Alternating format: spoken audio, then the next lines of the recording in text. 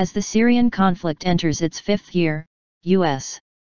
Secretary of State John Kerry said it is time to reignite a diplomatic outcome to a conflict that has killed more than 200,000 people and displaced millions.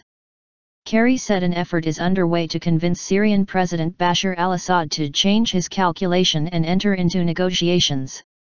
On Monday, Assad said he is awaiting action from Washington to match Kerry's words.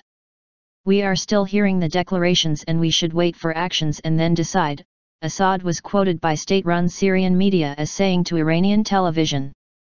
But U.S. partner France said Monday there is no place for Assad, who is accused of recurring human rights violations, at the table in negotiating Syria's future.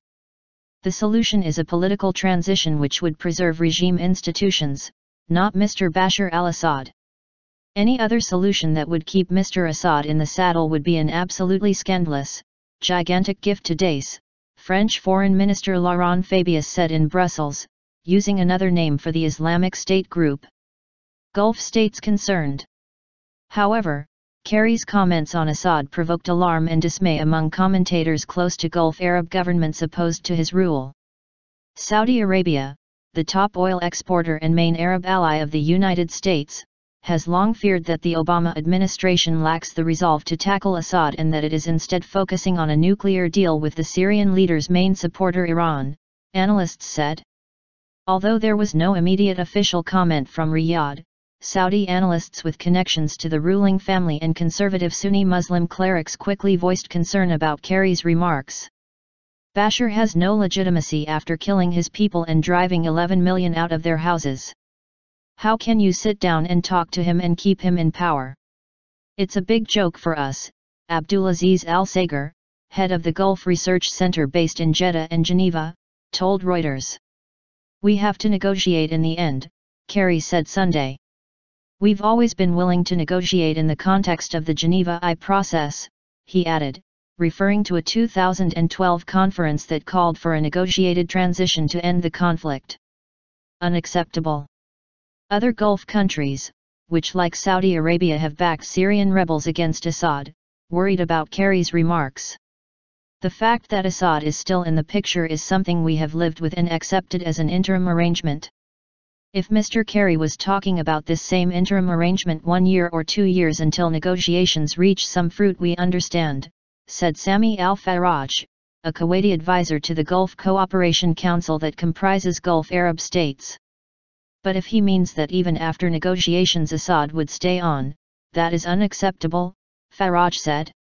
Saudi Arabia Foreign Minister Prince Saud al-Faisal said any transition cannot begin in Syria until Assad leave power. Faisal has also accused Assad of committing genocide against Syrians. Kerry spoke Sunday to the CBS program Face the Nation from Egypt, where he took part in an investment conference, saying it is time to restart negotiations to end the Syrian civil war. We are working very hard with other interested parties to see if we could reignite a diplomatic outcome. Why? Because everybody agrees there's no military solution. There's only a political solution, he said. But, to get the Assad regime to negotiate, we're going to have to make it clear to him that there is a determination by everybody to seek that political outcome and change his calculation about negotiating. That's underway right now. And, I am convinced that, with the efforts of our allies and others, there will be increased pressure on Assad, Kerry added. Willing to negotiate. Asked if he is prepared to negotiate with the Syrian leader, Kerry said the U.S. has to negotiate with the regime. Media reports suggested he was referring to Assad. But U.S. State Department spokeswoman Marie Harf later issued a statement saying that U.S. policy has not changed, adding there is no future for a brutal dictator like Assad in Syria. Further, she said, by necessity, there has always been a need for representatives of the Assad regime to be a part of the peace process. Middle East analyst Ian Lustig of the University of Pennsylvania said he believes the warring factions may be closer now than ever to reaching a political settlement. Many of the options that people fought for and imagined that negotiations could work in relation to are not now being entertained, Lustig said. For example, the idea that Assad will simply leave power of his own accord with a graceful set of negotiations to allow him to do so, nobody is imagining that anymore. So, some things have been accomplished in the sense that some quote-unquote solutions seem to be impossible now. What I don't think we're closer to is a negotiating process that would lead to a re-establishment of the Syrian state united across the territory that has been traditionally governed by Damascus, he said.